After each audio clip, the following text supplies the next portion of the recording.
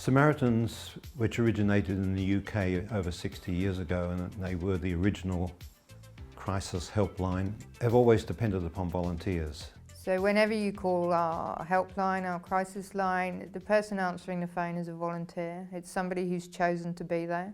We currently have over 30,000 volunteers worldwide. We also have more volunteers down in Mandurah, and they're part of our extended family too. My name is Georgia and I am a volunteer at Samaritans Crisis Line. It's a listening service. We reach out to everybody. Our volunteers are made up of people from all walks of life, and our callers are people from all walks of life. Hello Samaritans. I'm Marissa and I volunteer on the phones at Samaritans Crisis Line.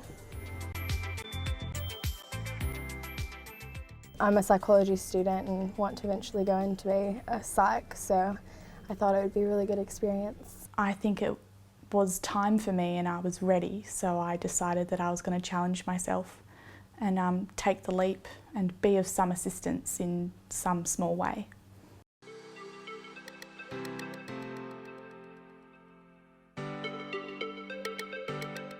Listening is incredibly important and I don't think it happens nearly as much as it should in the world.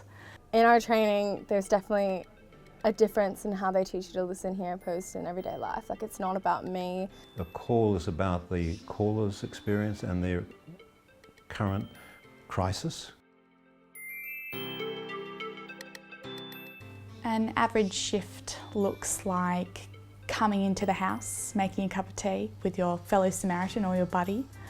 You turn your phone on and you get ready to take a call. Hello Samaritans. The person who takes the call stays with the call, whether that be a good call, a positive call, a potential suicide call. You might take 3 calls in your shift of 3 to 3.5 hours, or you might take 12 calls. It's a real challenge, but it's something that anybody can do. We ask people to do a lot of training, have to make a big commitment to this. Throughout the next 5 Saturdays, we're going to be going through really in-depth training with them to make sure they're prepared to jump onto the phones, to make sure that everyone is comfortable, everyone is safe to take calls and to speak to people who might be in a vulnerable position. The value is in the volunteer, in the terms that people will often say they can't believe that we're choosing to be there for them and answer the phones, be it youth, be it a 45-year-old who's doing fly-in, fly-out, or be it an elderly gentleman in his 80s who's home alone now and has very little network or environment or family to connect with. I wanna shine a light on